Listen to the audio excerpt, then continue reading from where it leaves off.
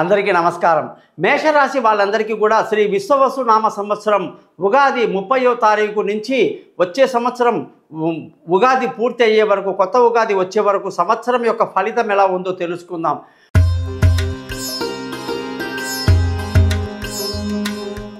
మేషరాశి అంటే అశ్విని, భరణి, కృత్తిక మొదటి పాదంలో జన్మించిన వాళ్ళు ఈ సంవత్సరంలో అంటే ఈరోజే అంటే 30వ తారీఖు ఆదివారం నాడే ఆశ్చర్యంగా శని మీనరాశిలోకి ప్రవేశించడం అనేది జరగడం వల్ల మేషరాశి వాళ్ళకి ఏలినాటి శని అని అంటారు. అంటే 7.5 సంవత్సరాల శని మొదలైందన్నమాట. మరి ఇంతకు ముందుగా మనం ఎన్నోసార్లు చదువుకున్నాం, శనికి కుజుడికి పడదు. కుజుడు అంటే మేషరాశి ఓనర్ అన్నమాట. కాబట్టి మేషరాశి వాళ్ళు ఏలినాటి శనిలో ఎక్కువ బాధింపబడతారన్నమాట. అలాంటి సంఘటనలు నా యొక్క జీవితంలో జాతక చక్రంలో ఎన్నో చూసి ఉంటాను. కాళ్ళు విరగొట్టిన వాళ్ళు, చేతులు విరుక్కున్న వాళ్ళు, అనేక నష్టాలు పడ్డవాళ్ళు, ఆస్తి తగాదాలు, ధన నష్టం కానీ, వ్యాపార నష్టం, ఉద్యోగాన్ని పోగొట్టుకోవడం లాంటివి అనేక దురదృష్టకరమైన సంఘటనలు. కర్మ బాగా పండిపోయిన వాళ్ళు కర్మ అనుభవిస్తూ ఉంటారన్నమాట. అందుకే శని అంటే కర్మ ఫలదాత. అంటే శని వచ్చాడరా అంటే దుమ్ము దులుపుతాడనమాట. చేసిన పాపాలన్నీ కక్కిస్తాడట, మనల్ని కడిగిస్తాడట, మళ్ళీ పునీతుల్ని చేస్తాడట. మరి శని మంచే చేస్తున్నాడు, కానీ ఆ నరకం అనుభవించాలంటే పోలీసులు, కేసులు, కోర్టులు, గొడవలు, యాక్సిడెంట్లు, అనుకోని సంఘటనలు జరుగుతాయన్నమాట. మరి మేషరాశి వాళ్లకు శని ఏలినాటి శని ప్రభావం తీవ్రంగా ఉంటుంది. కాబట్టి శనిగ్రహ పరిహారం అనేది ఖచ్చితంగా చేసుకోవాలి. మీకు ఎటువంటి ఇబ్బందులు కలిగినా అనుకున్నా నన్ను కాంటాక్ట్ చేయండి. ఆ పరిహారాల విధానాలు మీకు సమయాభావం వల్ల చెప్పలేకపోతున్నాను. అలాగే ఈ సంవత్సరంలో గురువు 15వ తారీఖు నాడు మే సరస్వతి నది పుష్కరంలో మిథున రాశిలోకి రావటం వల్ల గురుబలం అనేది పూర్తిగా తగ్గిపోయి అదృష్టం బాగా తగ్గి ఉంటుందన్నమాట.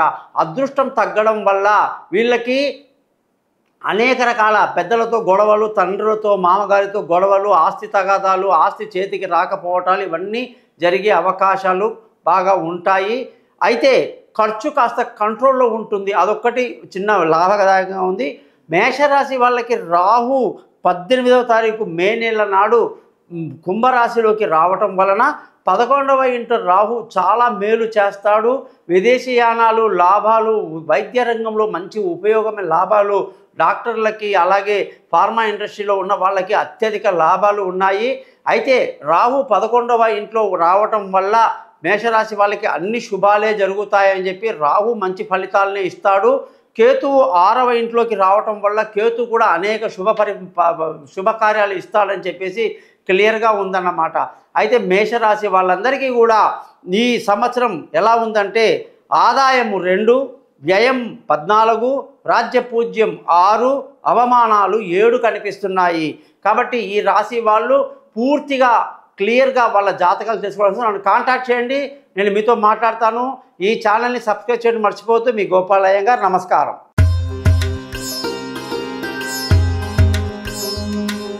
వృషభ రాశి వాళ్ళకి శ్రీ విశ్వవసు నామ సంవత్సరం 30వ తారీఖు మార్చి నుంచి మళ్ళీ వచ్చే కొత్త ఉగాది వరకు ఎలా ఉందో సంవత్సర ఫలితం చూద్దాం. ఈ సంవత్సరం వృషభ రాశి వాళ్ళందరికీ కూడా శని 11వ ఇంట్లోకి ఈరోజే రావడం జరిగింది. అంటే 30వ తారీఖు మార్చి రావడం జరిగింది. అత్యంత విశేషంగా గొప్ప లాభాలు వృషభ రాశి వాళ్ళకు కనబడుతున్నాయి. ఎందుకంటే వృషభ రాశికి శని చాలా మిత్రుడు అన్నమాట. ఆ మిత్రుడు అత్యంత శుభకరమైన పరిస్థితి 11వ ఇంట్లోకి రావటం అనేది పట్టిందల్లా బంగారమా అనిపిస్తూ ఉంటుంది. సన్మానాలు, సత్కారాలు, పేరు ప్రఖ్యాతులు సంపాదించుకోవటం, మంచి ఆదాయము, మంచి వ్యాపారంలో గుర్తింపు, రాణింపు, ఉద్యోగంలో మంచి గుర్తింపులు, అనేక శుభాలన్నమాట. మంచి పరిస్థితిలో 2.5 సంవత్సరాలు శని అక్కడే ఉండడం వల్ల గొప్ప జరగబోతుంది. ఇది వృషభ రాశి వాళ్ళకి చాలా గొప్ప విషయంగా చెప్పాలి. గురువు 2వ ఇంట్లోకి వస్తున్నాడు. ఇన్ని రోజులు లగ్నంలో వృషభ రాశిలో చాలా ఇబ్బందికరమైన పరిస్థితిలో ఉన్నటువంటి గురువు 15వ తారీఖు నాడు మే మంత్లో 2వ ఇంట్లోకి రావడం, విపరీత ధనయోగము, మంచి వ్యాపారంలో ఉన్నత స్థితిలోకి రావటము, అనేక రకాలుగా అద్భుతాలు జరుగుతాయి. గురుబలం బాగా వచ్చిందని చెప్పి వృషభ రాశి వాళ్ళకు చెప్పొచ్చు. అలాగే రాహు 11వ ఇంట్లో ఉన్న రాహు దశమ స్థానంలోకి వస్తున్నాడు. మిశ్రమ ఫలితాన్ని ఇస్తున్నాడు. విదేశీ యానాలు, దూర ప్రయాణాలు, ఎప్పుడు తిరగడము, తిప్పడము, తీర్థయాత్రలు అన్ని రకాలుగా కూడా రాహు బాగానే ఉన్నాడు, కానీ ఉద్యోగం చేసేవాళ్ళు ఉద్యోగంలో శ్రద్ధ వహించాలి. ఎట్లా పడితే అట్లా మనం ఉంటామంటే కుదరదు. కొంచెం సిస్టమేటిక్గా క్రమశిక్షణతో ఉద్యోగం చేసుకుంటే ఎటువంటి ఇబ్బంది లేదు. అలాగే కేతువు ఈ రాశి వాళ్ళకి పంచమంలోకి, చతుర్థ స్థానంలోకి, 4వ ఇంట్లోకి రావటం వల్ల విలువైన ఆస్తులు, వివాదాలు రాకుండా చూసుకోవాలి. తల్లి ఆరోగ్యం పట్ల శ్రద్ధ వహించాల్సి ఉంటుంది. అలాగే ఏదైనా లావాదేవీ చేసేటప్పుడు కాస్త భూమి కానీ, వస్తువులు కానీ, ఇల్లు, గృహాలు ఏదైనా సరే ఆలోచించుకొని ముందుకు వెళ్ళాల్సిన పరిస్థితి ఈ రాశి వాళ్లకు కనిపిస్తుంది. ఈ రాశి వాళ్ళందరికీ కూడా ఆదాయం 11, వ్యయం 5, రాజ్యపూజ్యం 1, అవమానాలు 3 కనిపిస్తున్నాయి. వృషభ రాశి వాళ్ళందరికీ కూడా ఈ సంవత్సరం మహాయోగదాయకంగా ఉంది. పట్టిందల్లా బంగారం అవుతుంది. ఇక మీ జాతకంలో మీకు ఉన్నటువంటి దశ, అంతర్దశ అవన్నీ కూడా మనం కలుపుకొని చెప్పాలంటే మీరందరూ మీ జాతకం కొరకు నన్ను సంప్రదించండి. మీ జాతకం మొత్తం నేను చక్కగా 50 పేజీలు ప్రిపేర్ చేసి మీకు క్లియర్గా చెప్పటం, అలాగే జాతకాన్ని మీకు మెయిల్ చేయటం జరుగుతుంది. మీకు ఉన్నటువంటి సందేహాలన్నీ కూడా నివృత్తి చేయడానికి కోసం నన్ను కాంటాక్ట్ చేయండి. మీ గోపాలయ్యంగారు. నమస్కారం.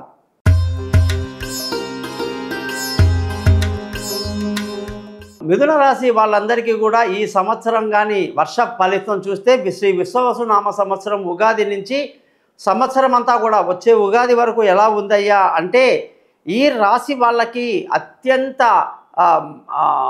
శుభంగానే శని యొక్క స్థితి ఆదివారం 30వ తారీఖు నుంచి దశమంలోకి 10వ ఇంట్లోకి శని రావటం వల్ల మిశ్రమ ఫలితాన్ని ఇస్తున్నాడు. అదృష్టం బాగుంటుంది. తండ్రులతో, మామగారితో, పెద్దలతో రిలేషన్షిప్ బాగుంటుంది. వాళ్ళతో మీకు రావాల్సిన డబ్బులు కానీ, ఆస్తులు కానీ వస్తాయి.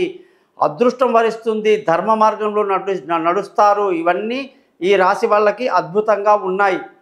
ఈ సంవత్సరం మిథున రాశి వాళ్ళకి వ్యయంలో ఉన్న గురువు మిథున రాశిలోకి 15వ తారీఖు మే నాడు రావటం వల్ల భార్యాభర్తల మధ్య చక్కటి సయోధ్య కలిగి ఉండడం, పెళ్ళి కాని వాళ్ళకి పెళ్ళి కుదరడం, దూరంగా ఉన్న భార్యాభర్తలు కలుసుకోవటం, అలాగే ప్రేమికులకు ఎంతో అనుకూలంగా ఉంది. పార్ట్నర్షిప్ చాలా బాగా కలిసి వస్తుందన్నమాట. గతంలో వ్యయంలో గురువు ఉండి చాలా ఇబ్బందికరంగా గత సంవత్సరం అంతా జరిగింది.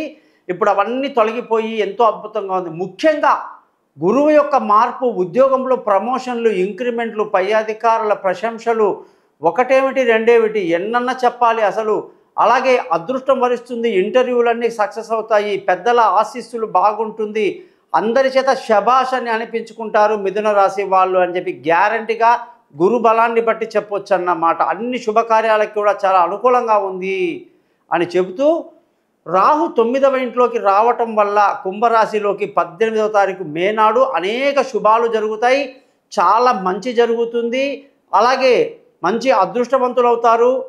పెద్దల నుంచి, తల్లిదండ్రుల నుంచి, అలాగే పెద్దవాళ్ళు, మామగారు, అత్తగారి నుంచి ఎటువంటి వివాదం రాకుండా జాగ్రత్తగా మనం ముందుకు వెళ్ళాల్సి ఉంటుంది. రావాల్సిన ఆస్తిపాస్తులన్నీ కూడా జాగ్రత్తగా హ్యాండిల్ చేస్తే వస్తాయి. ఎటువంటి ఇబ్బంది లేదు.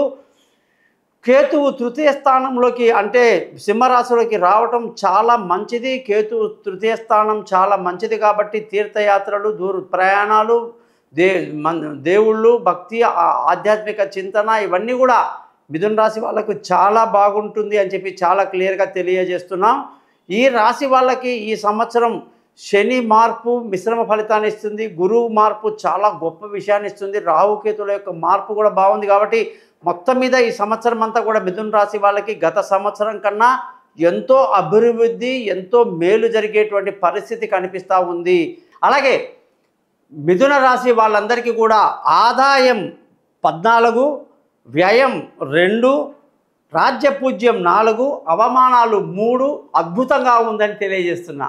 మరి ఈ రాశి వాళ్ళందరూ కూడా జాతకం తెలియచేసుకొని మిగతా గ్రహాల పరిస్థితి ఎలా ఉంటుంది, ఎటువంటి సందేహాలు ఉంటాయి, ఏముంటుంది అనేది తెలుసుకోవాలంటే మీ జాతకంలో మీ దశ, అంతర్దశ చూడాలి. దయచేసి నన్ను కాంటాక్ట్ చేయండి. ఈ ఛానల్ని సబ్స్క్రైబ్ చేయండి. ఏ సందేహం ఉన్నా నన్ను కాంటాక్ట్ చేయండి. గోపాలయ్యంగారు. నమస్కారం.